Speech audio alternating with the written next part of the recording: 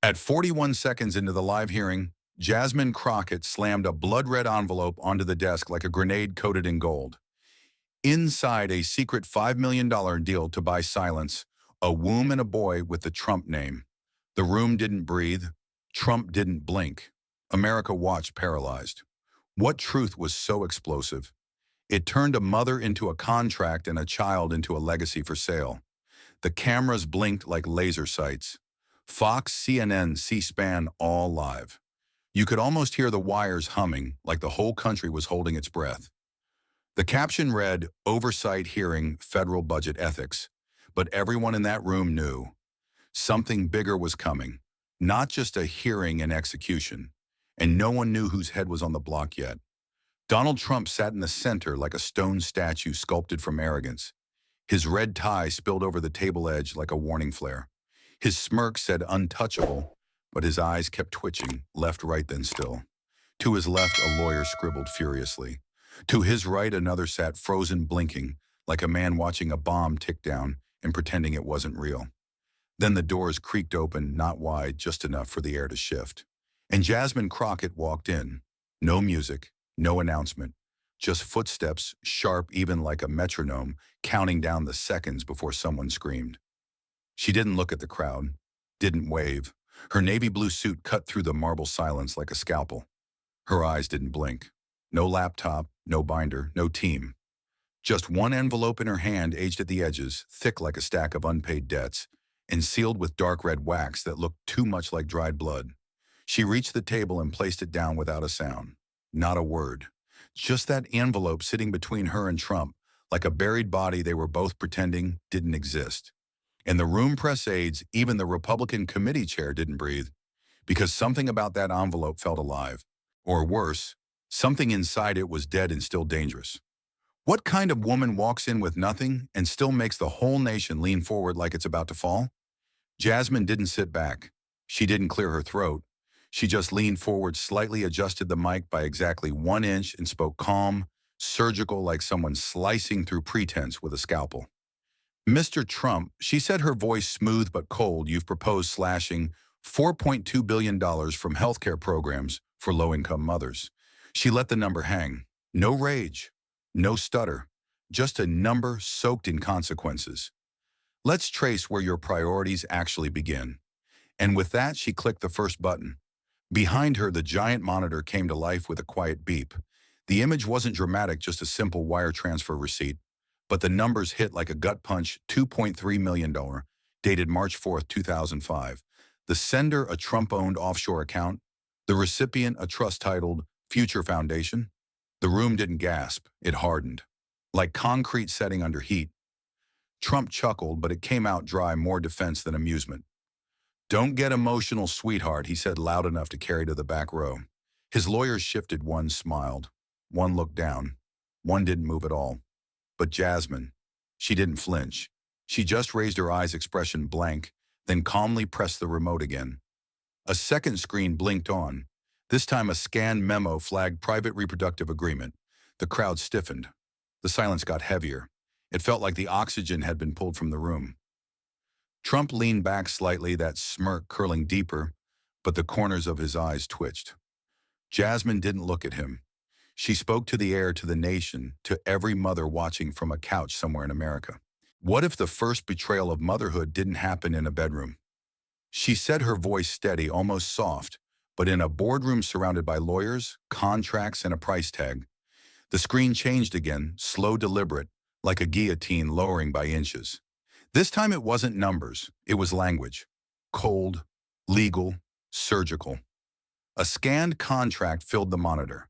The heading, Private Reproductive Contingency Agreement, dated February 22, 2005. Signed at the bottom in unmistakable ink, Donald J. Trump. The room contracted. Phones stopped recording. Even the air vents seemed to hush. Jasmine didn't raise her voice. She didn't need to. Her words cut cleaner when they were quiet. If the child born was male, she read aloud the subject, "Melania K. shall receive a sum of $5 million, along with designated estate transfers." She paused. Let the words land like bricks hitting glass. If the child is female, no disbursement shall occur. The contract terminates. A ripple went through the committee chairs shifted. Someone whispered, "Jesus Christ," and a journalist's pen clattered to the marble floor. Trump didn't move, but his eyes flared for the first time. Just a flash like he'd been punched without warning. Jasmine turned slightly, addressing the entire room now. Not just Trump, but the nation watching from hospital rooms, classrooms, kitchen counters. This wasn't parenting. It wasn't planning. It was procurement, she said, her tone flat as glass. This was not fatherhood, it was investment. The screen zoomed in on Trump's signature, bold, confident, a name built for branding. And beneath it, another clause, almost hidden. Subject shall not publicly disclose terms under any circumstance, including post-dissolution. The silence turned suffocating. Jasmine leaned forward, not to dramatize, but to clarify. If love starts with a contract, she said, voice low, and a price tag is attached to a child's gender, then tell me, what kind of future are we raising? Jasmine didn't give them time to recover. Before the shock of the gender clause could settle, she clicked again, and the screen behind her changed. The Trump signature faded into white, replaced by a crisp medical header in German and English. Zurich Zentrum for Reproductions Medicine. Bottom corner, February 2005. This, she said, is the intake record from a private IVF clinic in Switzerland. A murmur stirred, then froze. Jasmine pressed again, and a second page loaded, clinical, sterile, emotionless. Under requested procedure, a single phrase was highlighted in red: gender selection. Male embryo only. The attending physician's signature was blurred for privacy, but one name stood out, bold, underlined: Donald J. Trump. Gasps hit like a wave.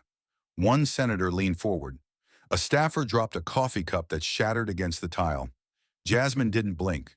This wasn't about fertility, she said. It was about control, legacy, optics.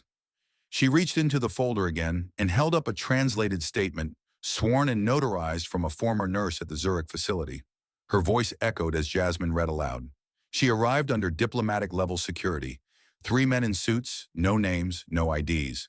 We were told not to ask questions. Just complete the transfer request as written.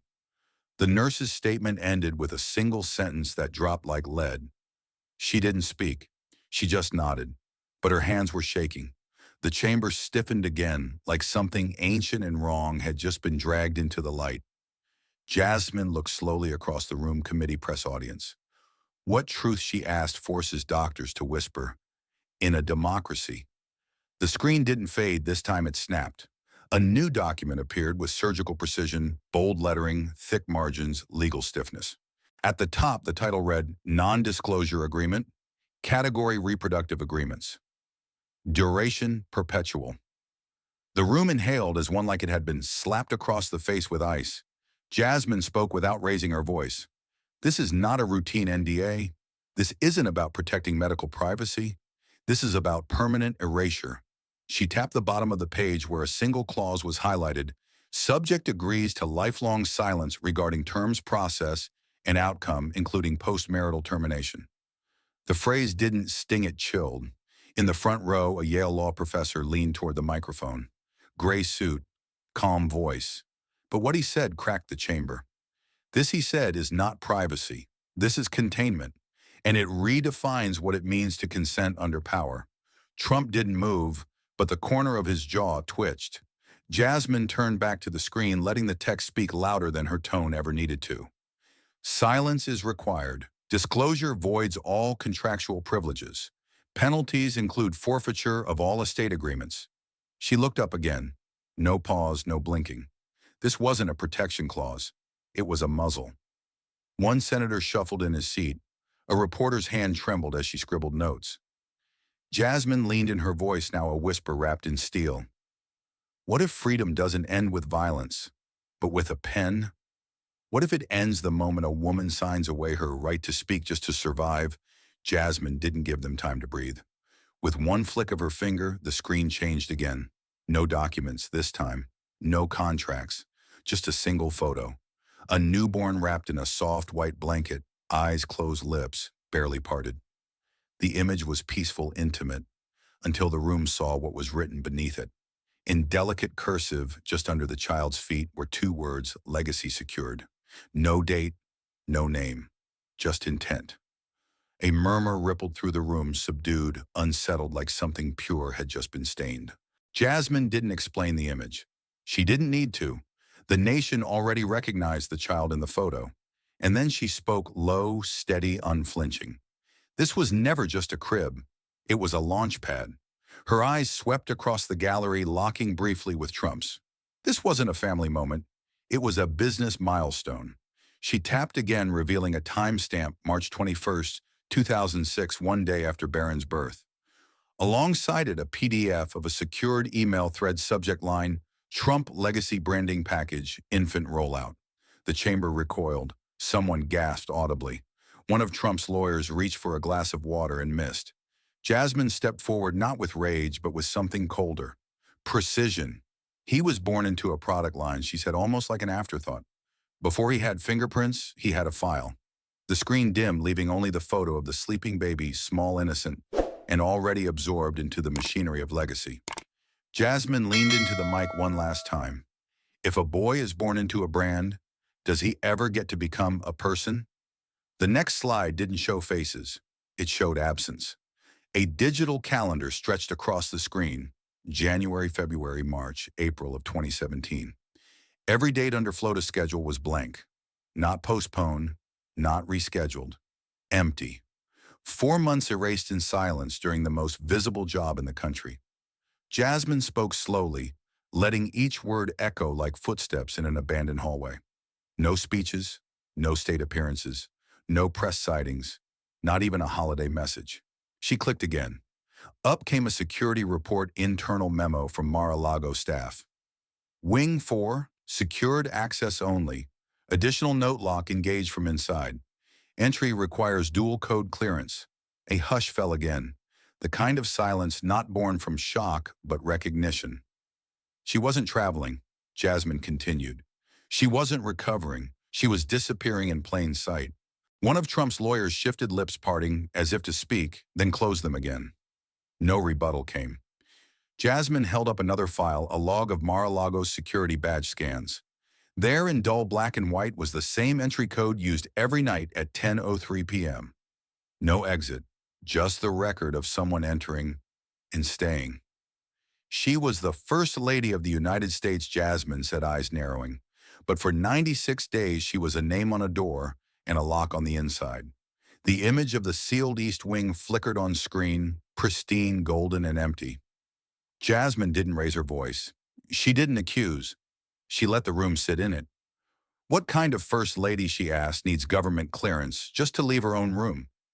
Jasmine moved to the next slide. Not a contract, not a photograph. This time it was a name, Lucian Wexler, Trump's longtime private attorney. 4 visits to Mar-a-Lago between January and April 2017. All off calendar. All unlogged on official White House records. No appointments, no briefings, just private entries and closed doors. The chamber stiffened. The pattern was no longer coincidence.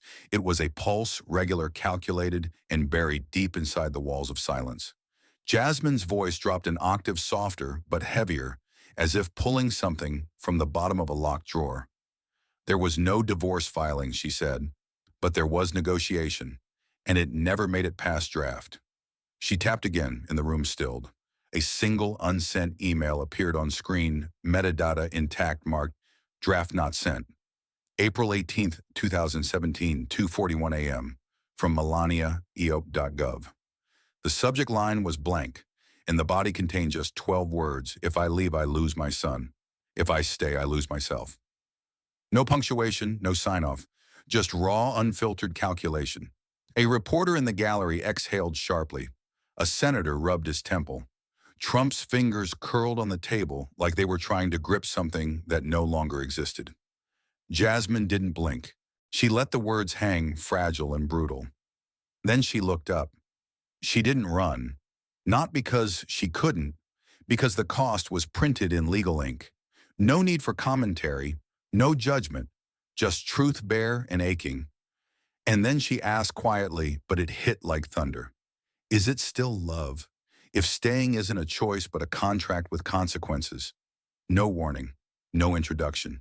Just static, then silence, then black and white surveillance footage flickering onto the main screen.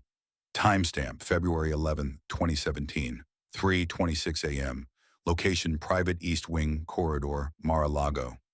One hallway, one locked door, one woman standing still. Melania, hair pinned tight, silk robe clinging to her frame like armor. Heels silent on marble. She stood outside what was marked as Baron's room, motionless, not trembling, not knocking, just watching. The video ran 43 seconds, and for all 43, she didn't reach for the handle. She stood motionless, not a tear, not a twitch. Arms stiff like they'd been trained not to reach. The chamber didn't breathe. It watched. Jasmine stepped forward, her voice steady, stripped of anything performative. That wasn't privacy, she said. That wasn't control.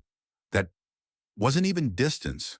She pointed to the still frame as the footage froze Melania's silhouette, illuminated by a single hallway light, her shadow stretching long across the floor, like it was trying to cross the threshold. She couldn't.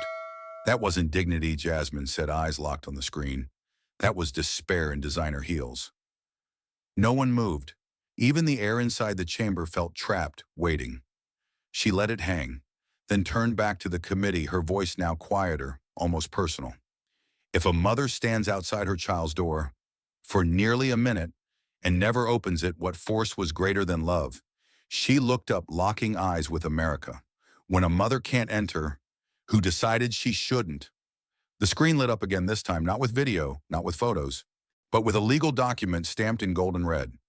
Marital insurance rider, private addendum, filed October 18, 2005. The margins were thick, the font was brutal, and the clause in bold was almost too cruel to say aloud. If spouse initiates legal separation prior to September 11, 2016, Party A, Donald J. Trump, shall reclaim 67% of all joint assets, real or liquid, including offshore holdings. Gasps flickered. Even the air seemed to recoil. Jasmine stepped forward, slow, deliberate, like she was walking into a courtroom that had waited 15 years for this moment. He insured the marriage, she said, her voice steady, sharp, before he insured the country. The next page appeared a note from Trump's financial advisor, scribbled in the margin of the document, clause secured. Protects campaign optics, minimize spousal unpredictability. The word unpredictability hung in the room like a threat dressed in finance. Jasmine didn't need to raise her voice. The numbers did that for her. The date, September 11, 2016, wasn't just symbolic, it was strategic. It marked the start of Trump's final sprint to the White House, and it warned Melania, stay or lose everything. Love, Jasmine said almost softly, doesn't come with a penalty clause. The screen now displayed a side-by-side. On the left, Trump's life insurance policy. On the right, the marriage clause with higher payout potential.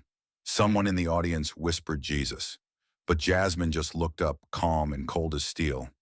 If you have to insure the woman standing next to you, what's more valuable to you, love or liability? The next document Jasmine revealed didn't scream. It whispered. BT Holdings LLC, filed May 7, 2006, owner Donald J. Trump. Registered purpose, media procurement, asset consolidation, trust preparation. At first glance, it looked like any other shell, but then Jasmine tapped the fourth line, beneficiary Baron William Trump. At the time, he was just 7 weeks old, still too young to speak, but already printed into a business. The room tensed. Jasmine didn't fill the silence. She let the document speak. She clicked again. A second file opened, invoice transfers from BT Holdings to a third-party media group. The listed purchase campaign consulting research packets. The year 2006. The audience blinked. The first Trump PAC wouldn't be created for another 3 years. One senator leaned forward confused. Another leaned back disturbed. A guest legal expert from Georgetown whispered what everyone was now thinking. This wasn't family planning. This was dynasty engineering.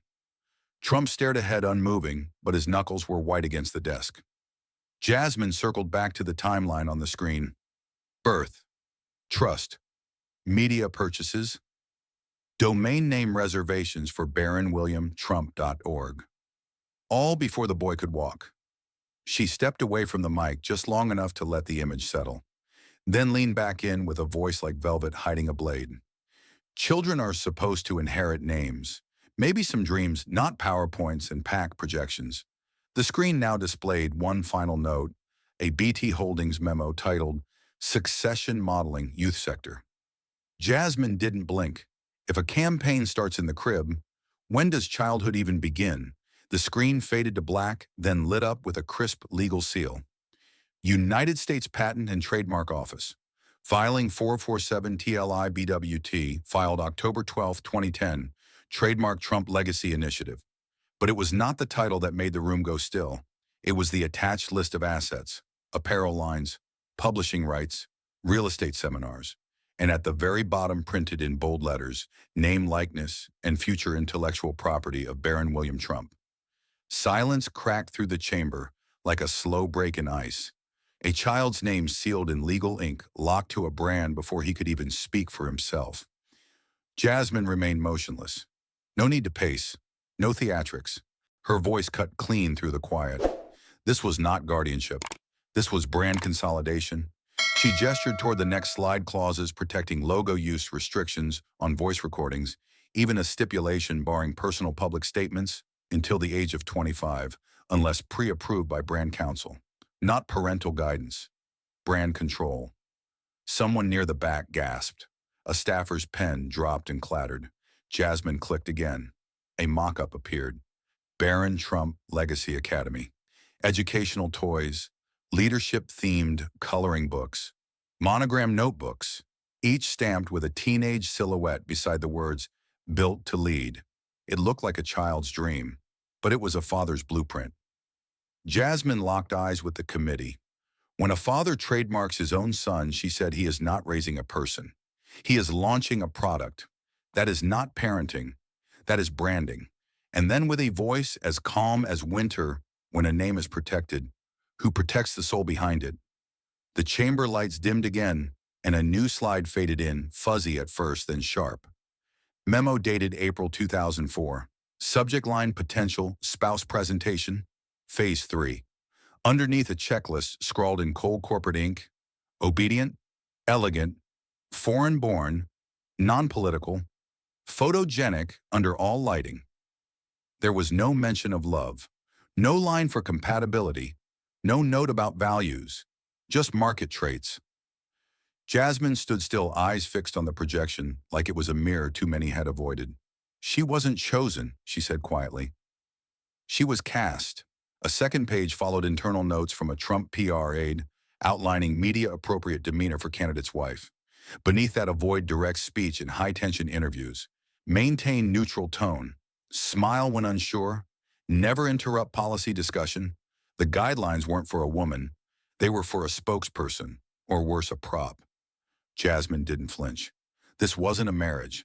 This was an acquisition. She wasn't loved. She was licensed. Then came the kicker: an early event plan dated 6 months before the wedding, already branding her as potential future First Lady press, friendly but silent. Trump sat motionless, jaw clenched so tight it pulsed. Melania's image appeared in a glossy headshot beside a list of backup options, crossed out in red pen. Jasmine's voice dropped lower, heavier.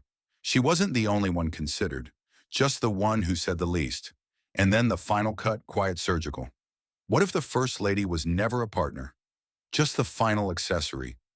The next image on the screen was not flashy. No signature, no logo, just an internal email with a cold header: First Lady Protocol Adjustments. Dated January 12, 2017, 1 week before the world would see her stand beside the new president. The message was brief but heavy. No hard statements. Keep her ceremonial. It read like a set of stage directions, not guidance for a human being. She was not expected to speak, only to appear. Jasmine let the silence sit. Then she spoke, her voice low but direct. She was seen, not heard, by design, not chance. Another document followed. A press team directive for international trips. Speak only when introduced. Smile. Show appreciation.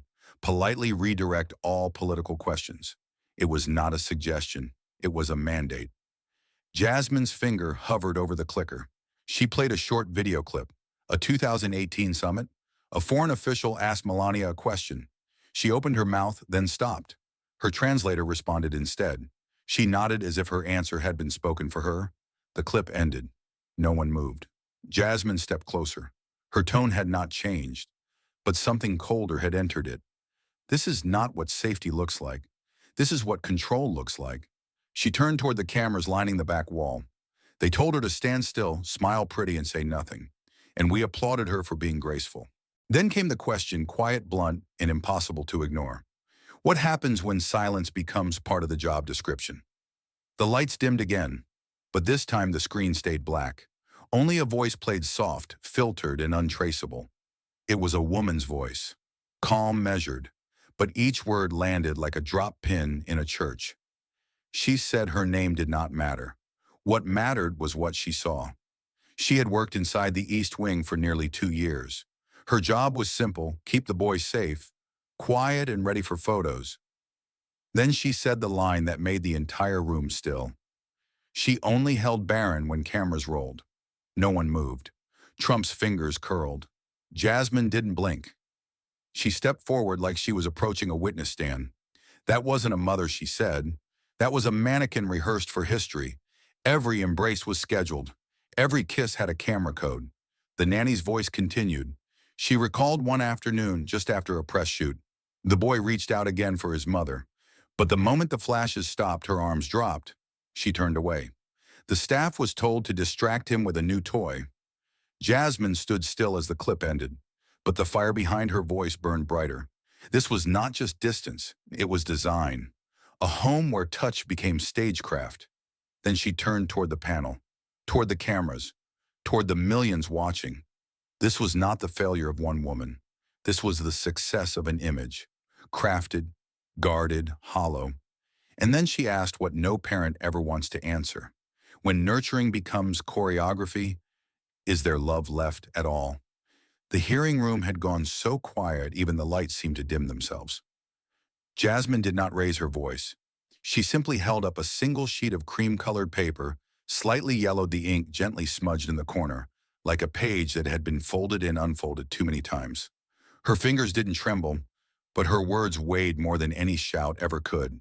It was a handwritten letter dated 2009, never mailed, never seen in public, tucked away in a private archive that was never meant for daylight.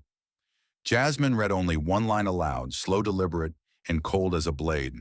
Sometimes I wonder if I birthed a boy or a business plan. Gasps didn't come. They had no room to.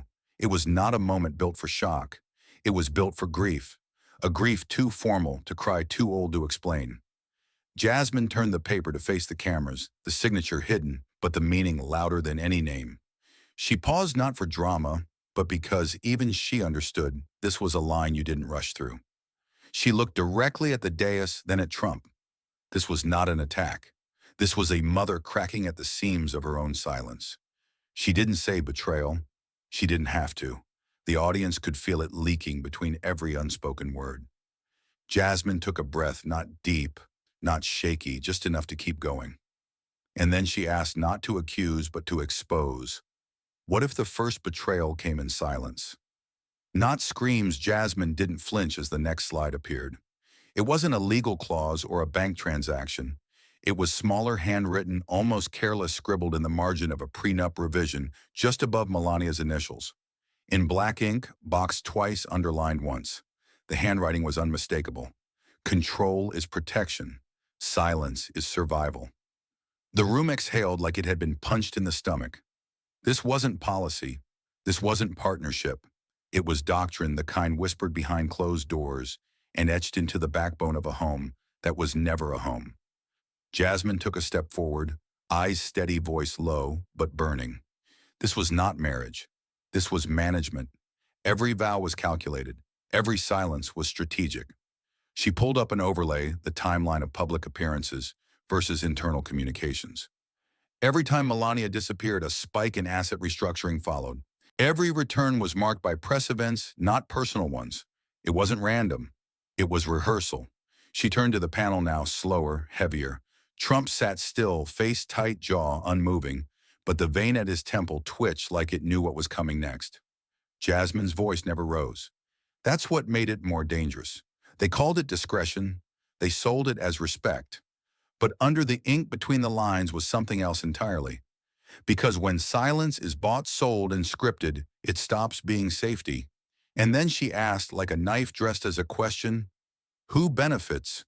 When silence becomes a commodity, the screen behind Jasmine faded to black, not with a flicker, but like a curtain dropping on a scene no one wanted to watch again.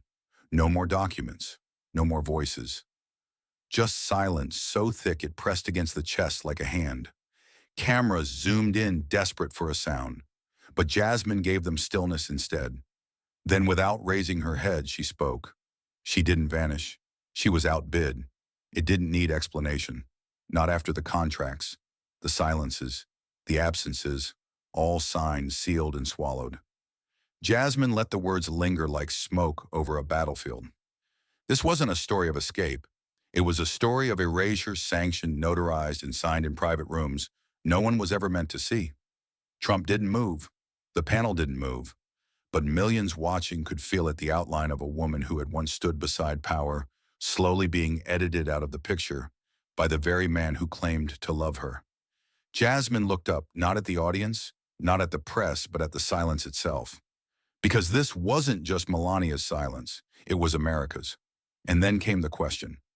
Not rhetorical, not gentle, but sharp enough to cut the feed.